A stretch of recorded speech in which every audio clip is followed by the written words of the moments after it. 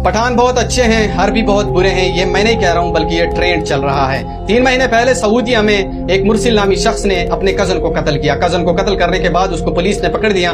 जब उसको पुलिस ने पकड़ दिया 3 महीने केस चलता रहा। हमेशा ये मुरसिल का जो कबीला है या उसका जो फैमिली है वो हमेशा मकतूल के घर आया करते थे और उनसे माफी मांगते थे, लेकिन मकतूल के घर उसे माफ नहीं करते थे। 1 हफ्ता पहले ही सऊदी अदालत ने मुरसिल के सर कलम करने का अहकामात जारी किए, तो उसके बाद उसका पूरा कबीला इस मकतूल के घर हमेशा आता था और उनसे माफी मांगता था कि हमें माफ कर दो, हमसे गलती हुई है। जब एक आखिरी दिन बाकी रह गया तो उसके कबीले के अंदर ऐलानात शुरू हो गए कि आपके घर के अंदर जितने भी कीमती तहाइफ पड़े हुए हैं उसे उठा लो, जेवरात पड़े हैं उसे उठा लो, जानवरों को तैयार कर लो, यहाँ तक कि अपने बच्चों को भी तैयार करो। और यहाँ तक कि उसने उस औरतों को तैयार करने का हुक्म दिया और उसने कहा कि हम मकतूल के घर जाएंगे और उनसे माफी मांगेंगे, शायद वो मुरसिल को माफ कर दे और वो अपने तर्ज जिंदगी में वापस आ जाए। उसने तैयारी कर ली, बच्चों के साथ, जानवरों के साथ, कीमती तहाइफों के साथ, जेवरात के साथ और पैसों के साथ। 600 से ज्यादा बंदे मकतूल के घर के सामने आ गए और वहां पे बैठ गए। 3 घंटे ये यहाँ पे मुसलसल बैठते रहे, लेकिन मकतूल की तरफ से उसे कोई माफी नहीं दी जा रही थी। 3 घंटों के बाद उसके जो मर्द हैं उसने अपने कपड़े उतार लिए और उसके सर के ऊपर जो चादर होती है जिसे अरबी लोग इज्जत समझते हैं, उसने अपने इज्जत उतार ली और उन गन के सामने रख दी। जेवरात उसके घर के सामने रख दिए, पैसे उनके घर के सामने रख दिए, सारे कीमती तहाइफ उनके सामने रख दिए।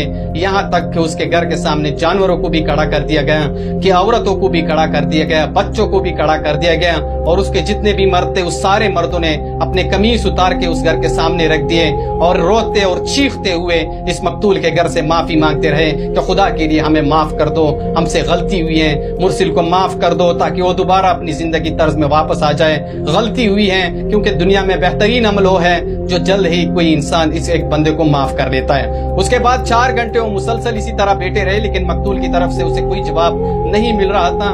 उसके बाद जितने भी मर्द वहां पे बगैर कमीज के पड़े हुए थे वो सारे मर्द जमीन के ऊपर लेट गए और चीख चीख के उससे माफी मांग रहे थे कि खुदा के लिए रहम करो, उसे माफ कर दो। यहाँ तक कि जमीन से ये लोग मिट्टी उठाकर अपने सरों के ऊपर गिरा रहे थे कि खुदा के लिए उसे माफ कर दो, उससे गलती हुई है। हम तस्लीम करते हैं खुद को, हम गलती मानते हैं, हमसे गलती हुई है, खुदा के लिए मुरसिल को माफ कर दो।